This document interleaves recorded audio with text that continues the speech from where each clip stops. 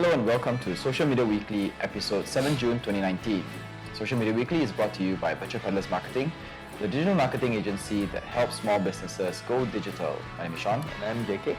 This is Hari Raya Week. Selamat Hari Raya. It's the slowest week of the month and maybe of more months. Well, it's Hari Raya. Yeah, which is the reason why we pushed our SMW to Friday, because JK was in Singapore. Yeah, so for the rest of the year. Maaf zahir batin ya. Alright, to the stories. Spotify experiments on group playlists. Twitter censors many accounts ahead of Tiananmen Square anniversary. Facebook's Bitmoji clone launches today in Australia. Apple steps up login security. Antitoxin secures social media because platform owners are not bothered. Instagram enables branded content ads. YouTube adds concert ticket purchase to videos. And Snapchat gets serious with gaming. You forgot one more, Spotify. I did. Oh, okay. Yeah, Never. got it. Alright, back to the stories. Spotify experiments on group playlists. Social listening is an unreleased prototype that allows multiple people to queue songs into a playlist using a QR code. There is a potential that this feature will allow songs to be played simultaneously for all contributing members, but Spotify says that they have no plans to release this to public. In fact, they actually say that they're just testing it. They don't even know if they're going to release it at all. Yeah, so how does this work So actually? what happens is that, QR like, code. for example, a group of us can, one person starts a playlist and then it comes with a QR code, and then everybody else that has access to the QR code, you scan the QR code and then you have access to the playlist and you can contribute to the playlist. You can queue songs onto the playlist. Okay, got it. And then what happens is that right now what happens is it's just everybody being able to contribute to the playlist at the same time, which Spotify already has this feature, which we don't really use, but I guess the younger group will use it. Correct, yeah. It's like you want to have one person and one that can just contribute your music into a playlist. Let's contribute music to playlist. But in the future, what this thing says is that there is a possibility that Spotify will enable it for all of us to play the song at the same time, which means that we can be anywhere in the world. Okay. And we can be like virtually hanging out, and that same playlist will be playing at the same time. Okay, got it. Yeah. Okay, not like I queue, like let's say Thank You next and you queue 7 Ring and then both play at the same time. Yeah, right? no. Okay. Yeah. So it's to ride on this young groups that do a lot of video calls, video hangouts, Virtual hangouts. virtually, and then when you're doing virtual hangouts, you have your music player at the back, and you have a common Spotify playlist that plays the same set of songs at the same time. Yeah, but I'm just wondering why using the QR code, isn't it redundant? I don't know. Why do you need to scan? Why not just invite and just? I know, right? We can just, because each of us has our own accounts anyway, we can just send out invite link or whatever. But I guess maybe they thought now that QR code is a big thing now, so everybody wants to go QR code, so they want to go QR code too. Yeah, okay. As long as you done your research. Right, next up, Twitter censors many accounts ahead of Tiananmen Square anniversary. Just as China edges close to the 13th anniversary of the Tiananmen Square massacre, a large mascara. Sorry, my bad. A large number of Twitter accounts that are critical of Chinese government have been taken down. The Tiananmen Square massacre was a student-led protest in 1989 between 15 April to 4th June. Troops with assault rifles and tanks then fired onto protesters, killing an estimated 2,600 people and injuring more. Fast forward to 2019, it appears China's government still isn't open to criticism, and Twitter's willingness as a platform of free speech to censor critics in this scenario is jarring. So this is very weird, because Twitter has been known as the platform where freedom fighters Can like, voice out. for example, the in the Middle East, right? They call it, what do they call it really? The Arab Springs. Okay, alright. Where freedom fighters and critics of of oppressive governments would use Twitter to band together and try to topple down that oppressive government and successfully have been able to do it.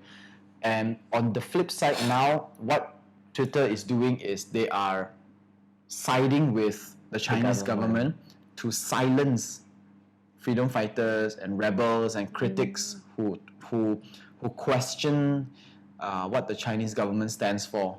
I see. Maybe it's just maybe the timeline now it's like US and China. China is in the advantage in terms of economy, so they need to brush their shoe a bit. I think I think also it's because the Arab countries were not worried about social media back then. Yes. But I think China was the one that took a step forward and directly called Twitter and said, "Here's a stack of cash. Now this is what I want you to do." And the trading, agreement. If you were to agree, If you were to agree with us, if you were to side us, we may let you into China. someone may May let you into China. their negotiation. China never loses a negotiation. What? That's Yeah, what they they always always say. make sure that they're in a win situation. You're slightly loose Yeah. or more loose. But after reading this, I have to say, Twitter, you guys are not the same Twitter that I thought you were. Oh well, things Somebody's got to change. do stuff for money, right? Yeah, Twitter is not really surviving much also. So imagine if Twitter does this with China and Twitter gets into China. What would Google do in order to get into China? Same thing lah. Same thing lah. But it's quite hard though. I mean, why would China want Google? They already have their own Baidu. Yeah, but it would be nice if there probably are some services that they can work with. Okay. Because collaborations. because China has Weibo already, right? So they don't need Twitter anyway. Correct. Right? Yes. But because Twitter is very influential elsewhere, and China will think that I still need to have you next to me so that I can influence and control you in certain I manner. need your data. I need your maybe You have the Yeah. global data. American data. Ooh, that is. You gone, girl. Mm-hmm. So go one say. Alright, next up. Facebook. Facebook's Bitmoji clone launches today in Australia. Facebook always believes that Australia is far enough a country to launch something new, so that if it doesn't work right, it can be removed without causing harm to any parts of the world. They call it Avatar, and it's actually almost like Snapchat's Bitmoji. If you play with Bitmoji before, you can create an avatar that looks like you or someone who you would like to represent you, and Facebook will give you a bunch of customized emoji stickers using that character, customized to that character. And there is actually nothing much to report here except that Bitmoji avatar is coming your way, and the rest of the world will probably start using Avatar as if it's like the coolest thing in the world, but it's very old because Snapchat's been using it forever. Yeah, and it's already like, I mean, is it Samsung who created this also? No, Apple has the Memoji. Memoji. yes, correct. Samsung has their, I don't know what they call it. Some emoji thing lah. Samoji. But those are animated ones, whereas this is just a sticker. The sticker It's not itself. animated, yeah. Okay. Yeah. Which, I played before, but it's not fun. No. Yeah. Right, next up. Apple steps up login security. In the recent WWDC 2019 event, Apple announced that all third-party apps that require login must include the ability to sign in with Apple ID. This is a big step for Apple to take control of the kinds of information taken by apps like Google, Amazon, and Facebook. By signing up with an Apple ID, Apple ensures that no personal information is shared with the third-party app. So yeah, this is quite a big slap to the other companies. So right now, if you have an Apple device, Apple is trying to make sure that all kinds of login will include an option to log in with your Apple ID. So when you log in with your Apple ID, all you need to do is use your iris scanner, that face scanner, or a thumbprint if your device is a thumbprint. And by using that, you can immediately log in and use their services without the need to share your personal information with the third-party company, specifically Facebook, Amazon, and Google, but also other third-party companies as well that Anything happen related to security lah. Yeah. It's a good step though. I remember Snapchat wanted to launch this before, which was a good thing. But the problem with Snapchat was that I think they took too long to do this. Because until now, I still haven't seen this login with Snapchat feature. Because when you want to sign in to a third-party app, right, you can create a username, password, or you can sign in with Facebook, Google. Yeah, Right? Yeah, correct. So if you sign in with Facebook, Facebook gets Your data. your data in the third-party app. If you sign in with Google, Google gets your data in the third-party app. But if you sign in with Apple, that Apple says that they will not do it. It's just an authentication part where they use your facial recognition and everything to do the sign up, but they don't collect information. They make sure the information stops there. It's like cut that. It's like in this Pandora box. Yeah, Go inside there. yeah, and it's just open. it's stuck there. Nobody has access to it. But Snapchat initially wanted to do that as well, and I believe if Snapchat would have gotten there earlier, Snapchat would have done very well Correct. Yeah. To keep the login security tight lah. Yeah. So to say as a third party. as a third party. Yeah. Yeah. Well, we'll see. Next up, Antitoxin secures social media because platform owners are not bothered. Online security is a major issue today, with rampant cyberbullying and trolling at every corner. As much as social media giants keep promising a better environment, they somehow seem as if they're not bothered. Antitoxin is a startup that will change all that. Using AI, including natural language processing, machine learning, and computer vision, this system can identify malicious intent and behavior. It actually extends to the ability to identify if two teens are cursing at each other because of a game, or if one is harassing another. So what Antitoxin is trying to do is not directly reaching out to us, but they're reaching out to content providers in order to secure add another layer of security in order to protect their users. Like for example, if Twitter has been having a lot of problem trying to prevent cyberbullying, fake news, trolling, and everything, right? So what Antitoxin wants to do is they want to come in to Twitter and say, let me add a layer of security so that you don't have to bother with setting it up your own. Okay, means outsourcing lah. Yeah. So to say. Kind of outsourcing. Then they also want to do it to all the other third party, maybe Snapchat as well, or any other social media, especially platforms that do this. I think it's a good move, but however, how can they? What is their SOP and stuff like that? How would they identify? I don't know. Because the thing is, they say that companies like Google with such advanced AI, it's not that they can't prevent trolling and cyberbullying, it's that they're not bothered enough. But I don't think so. I think they did do the best that they can. It's just very hard to forecast. It is just very hard to forecast. It's not a crime when it didn't happen. Yeah. So how do you know? How do you prosecute someone for something that They never. it's very Minority Report. Have you watched the movie Minority Report? No, haven't yet. It's Is a it one. new? It's a very old movie. It's about a scenario where there is a group of cops, right? They can actually preempt. They can actually see into the future. Okay. What crimes certain people are about to do, and then arrest them before they do the crime. So how do you prosecute someone for thinking of doing a crime When they or haven't. when they haven't done it yet? So it's a very Minority Report kind of thing. So that's why sometimes you need to have something to happen first before the enforcement comes in. Yes, the execution and stuff like that. Because it's like sometimes I just feel I want to kill Hota Heng. It didn't happen. Imagine if you Yeah, had a got future caught where because of minority that. got caught because of thinking of that. So, yeah. That's a very funny I situation. think you would have killed him a lot of times already. Yeah, so many times, but the Maybe thought not just arrested came lah. through. I just want to Yeah. kang say you. But yeah, still love you, salah yo. Alright, next up.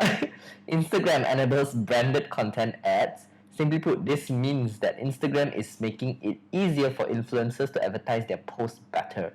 Such ads will include a caption below the content that says, paid partnership with brand. This feature will open up additional metrics and insights, giving brands more clarity on the influencer's performance.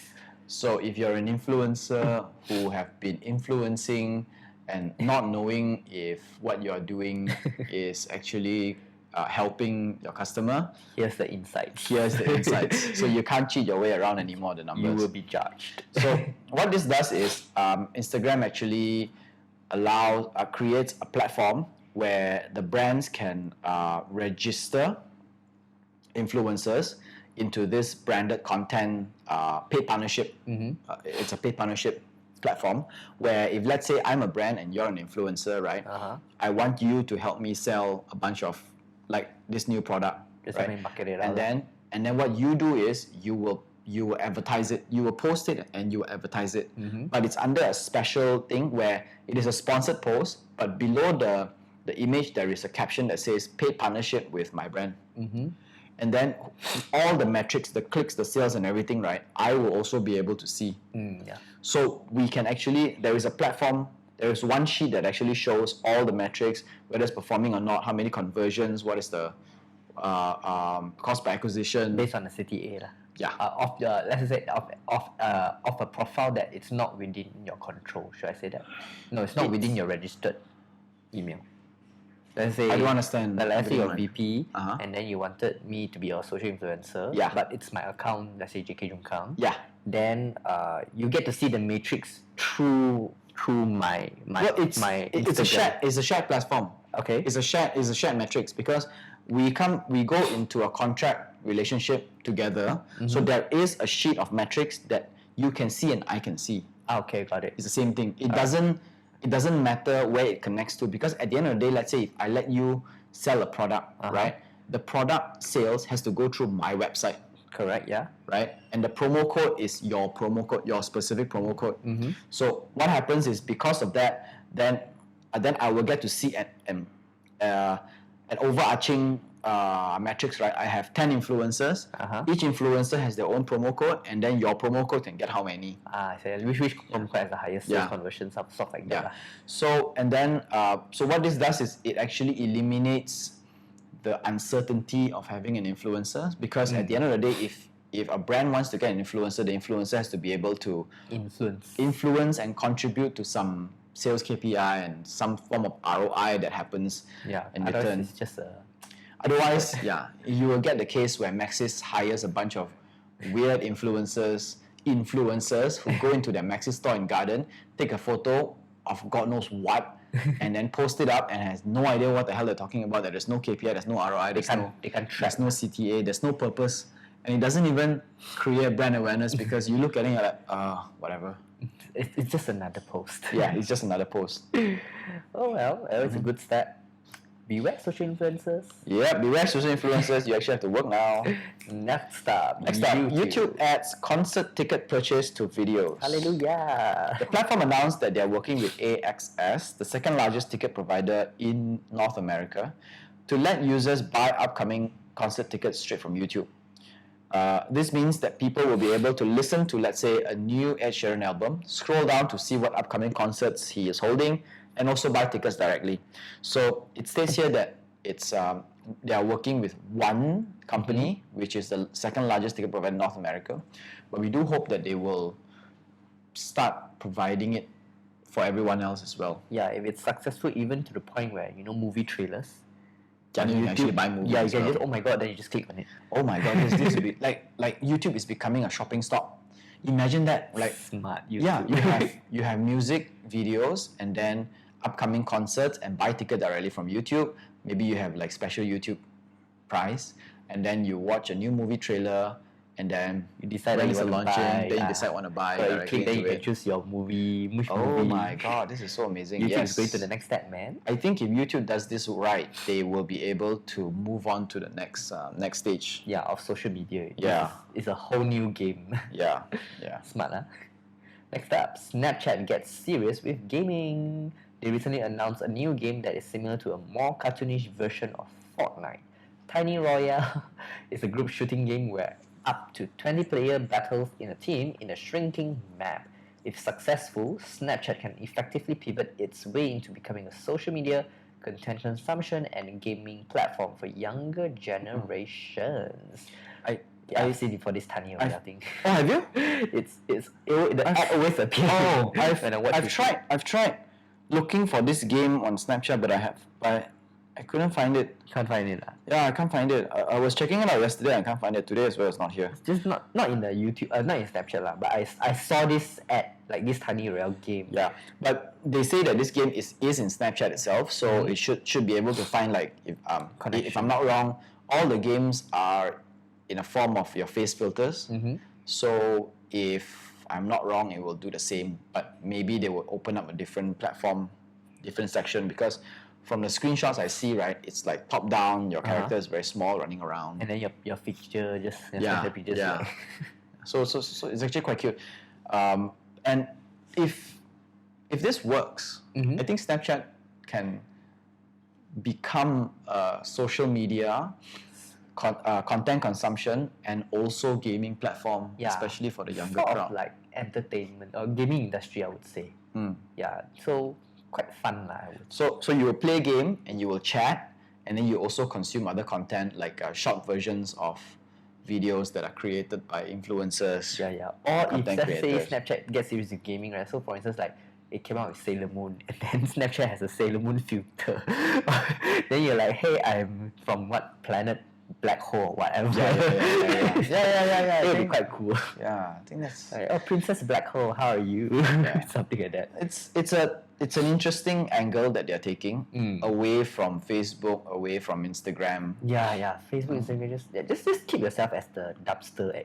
Yeah. You know you are. Yeah. Let Snapchat and YouTube work their way out. Yeah. Right. All right. Social Media Weekly podcast is available on Anchor FM, Google Podcasts, Apple Podcasts, Spotify, and more. Our full videos are available on YouTube, and we post bits and clips on Instagram and Facebook.